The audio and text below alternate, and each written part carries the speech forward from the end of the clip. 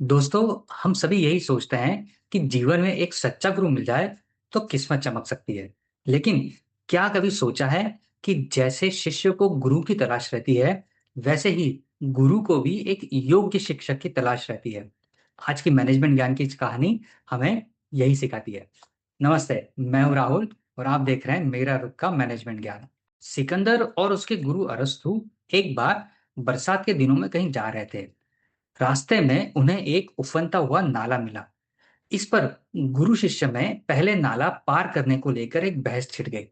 लेकिन नाला दोनों के लिए नया था। उसकी गहराई कितनी थी इसका अंदाजा दोनों को नहीं था। सिकंदर ने गुरु की बात मानने से इनकार कर दिया और वो नाले में उतर गया। सावधानी पूर्वक आगे बढ़ते हुए उसने नाले को पार कर लिया। उसके बाद उसने अरस्तु से नाला पार करने को कहा। अरस्तु भी उसी जगह से नाले को पार कर गए। पार पहुंचकर अपनी नाराजगी व्यक्त करते हुए बोले, सिकंदर, आज तुमने मेरी बात न मानकर हमारा अपमान किया है। इससे पहले तो तुमने कभी ऐसी अवज्ञा नहीं की, फिर आज क्यों? क्या इसलिए कि तुम अब सम्राट हो गए हो? इस पर सिकंदर बोला, मुझे गलत ना समझे गुरुदेव। मैंने सम्राट के नाते नहीं, बल्कि एक शिष्य के नाते पहले नाला पार कर केवल अपना फर्ज निभाया है। तो अरस्तु बोले, कैसा फर्ज? तो सिकंदर बोला, अपने गुरु की सुरक्षा का फर्ज। क्योंकि यदि अरस्तु रहता है तो वो हजारों सिकंदर खड़े कर सकता है, लेकिन सिकंदर कहां से अरस्तु लेके आएगा? इसलिए मैं नाले में बह जाता तो उतनी क्षति नहीं होती जितनी आपके बहने से। अब आप ही बताइए, मैंने गलत क्या किया? दोस्तों, अगर इस कहानी के मैनेजमेंट ज्ञान पर नजर डालें तो कितना सही शिष्य मिला था अरस्तु को।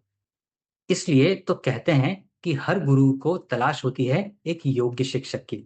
यानी जितनी चाह एक व्यक्ति की होती है कि उसे एक सच्चा गुरु मिले, सच्चा मार्गदर्शक मिले, उतनी ही चाह एक गुरु की भी होती है कि उसे एक सच्चा शिष्य मिले, जिसे वो अपना उत्तराधिकारी बना सके। एक ऐसा शिष्य जो उससे मिले ज्ञान के बल पर उसका नाम रोशन कर सके, वरना उसका ज्ञान तो उसके साथ ही चला जाएगा। यानी कह सकते हैं कि एक श्रेष्ठ शिष्य ही श्रेष्ठ गुरु की पहचान होता है। सोचिए ना, क्या हम अर्जुन को हटाकर गुरु द्रोण के बारे में सोच सकते हैं? या चंद्रगुप्त है तो चाणक्य है, सिकंदर है तो अरस्तु है, यहाँ तक कि रमाकांत आचरेकर सर को भी आप इसलिए जानते हैं क्योंकि सचिन तेंदुलकर उनके शिष्य है। यानी हर गुरु अपने योग्य शिक्षक के कारण जाना जाता है। अतः कह सकते हैं कि एक अच्छे गुरु के बिना योग्य शिक्षक का और अच्छे शिष्य के बिना योग्य गुरु का कोई अस्तित्व नहीं रहता।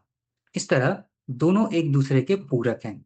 वरना बहुत सारे ऐसे गुरु होंगे जो इसलिए ख्याति हासिल नहीं कर पाए कि उन्हें कोई योग्य शिक्षक नहीं मिला, या बहुत से योग्य शिक्षक एक श्रेष्ठ गुरु के अभाव में गुमनामी के अंधेरे में खो गए।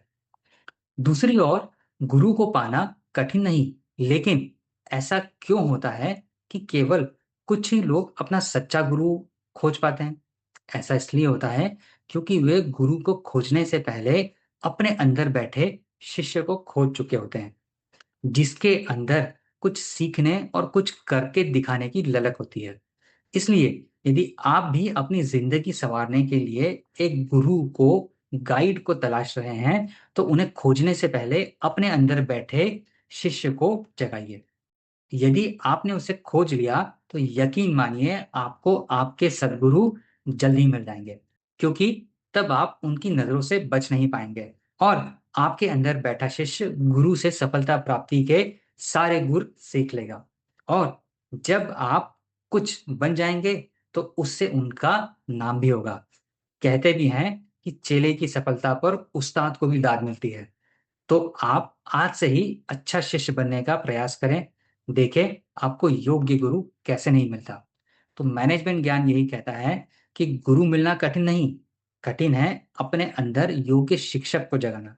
जैसे ही आप खुद को एक सच्चा शिष्य बना लेंगे, आपका गुरु आपको ढूंढते ही मिल जाएगा और तब आपकी सफलता में आपके गुरु का नाम भी अमर हो जाएगा। तो ये था आज का मैनेजमेंट ज्ञान। उम्मीद है आपको ये पसंद आया होगा। अगर पसंद आया हो तो इसे अपने दोस्तों और फैमिली मेंबर्स और सहकर्मियों के साथ जरूर शेयर करें। अगर चैनल को सब्सक्राइब नहीं किया हो तो चैनल को भी सब्सक्राइब जरूर करें। मिलेंगे आपसे अगले बुधवार सुबह 8 बजे एक नई कहानी और एक नए ज्ञान के साथ। तब तक अपना और अपने अपनों का ख्याल रखें। धन्यवाद।